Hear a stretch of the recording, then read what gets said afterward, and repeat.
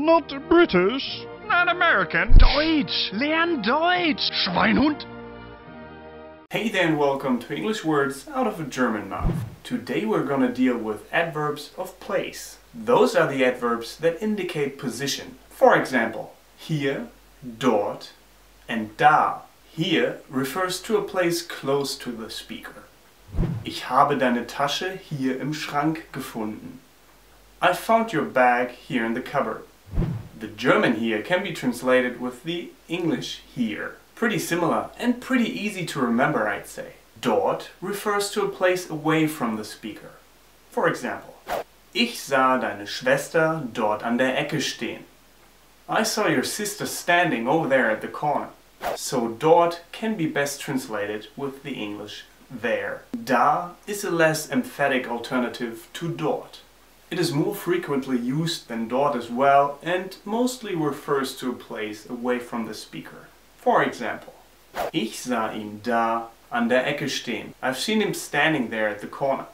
Da is often used to point in a general, unemphatic way when the difference between here and there is not crucial. In such contexts, it can in some contexts correspond to the English here.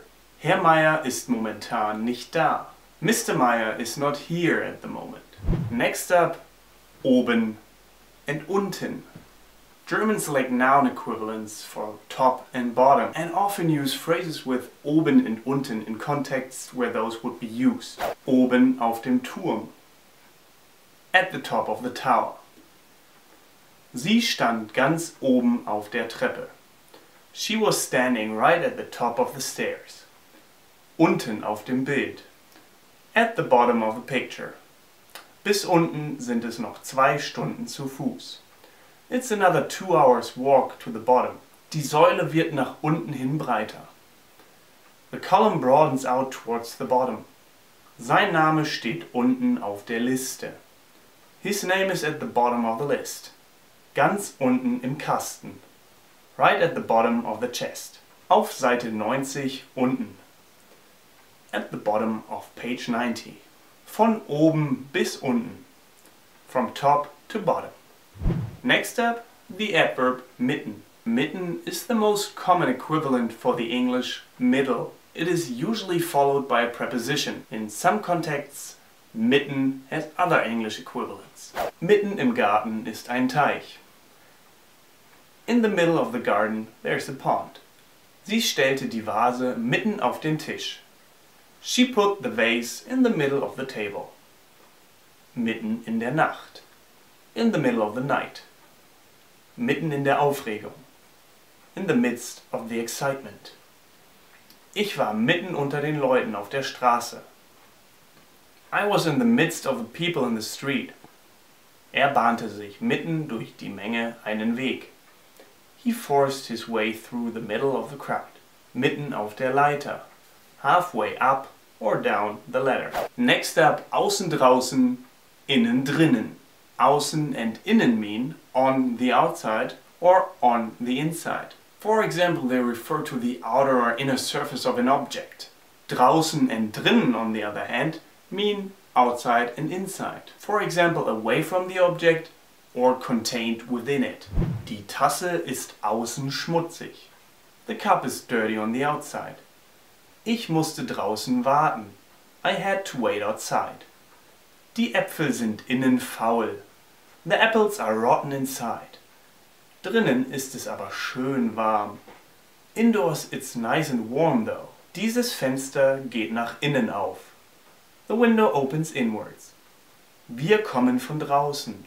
We are coming from outside. Er schloss die Tür von außen zu. He shut the door from the outside.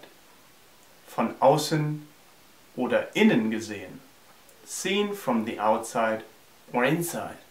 The use of außen and innen to mean outside and inside is a little old-fashioned and regional. It is more often used, for example, in Austrian German. Next up, indefinite place adverbs. These adverbs are the equivalent of the English words somewhere, anywhere, everywhere, and nowhere. Irgendwo corresponds to somewhere or, in questions, anywhere. For example, ich habe es irgendwo liegen gelassen. I've left it somewhere. Hast du Paula irgendwo gesehen? Have you seen Paula anywhere?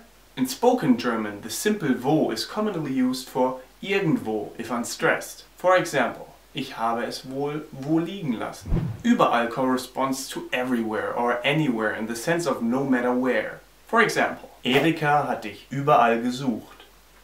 Erika was looking for you everywhere. Sie dürfen hier überall parken. You can park anywhere here. Nirgendwo and nirgends correspond to the English nowhere or not anywhere. Er war nirgendwo oder nirgends zu sehen. Ich habe dich gestern nirgends gesehen. I didn't see you anywhere yesterday. The German adverbs anderswo and woanders correspond to the English somewhere else or elsewhere. Sie müssen ihn anderswo or woanders suchen. You'll have to look for him somewhere else. Hast du ihn anderswo or woanders gesehen? Have you seen him somewhere or anywhere else? So guys, that's it for today's lesson. I hope you've learned something and that you've a little step closer to speaking fluent German and understanding every aspect of the German language. Thanks again for watching. Get Germanized. As you know, I make a new video every Sunday, so tune in next week again. See you next time. Goodbye and auf Wiedersehen.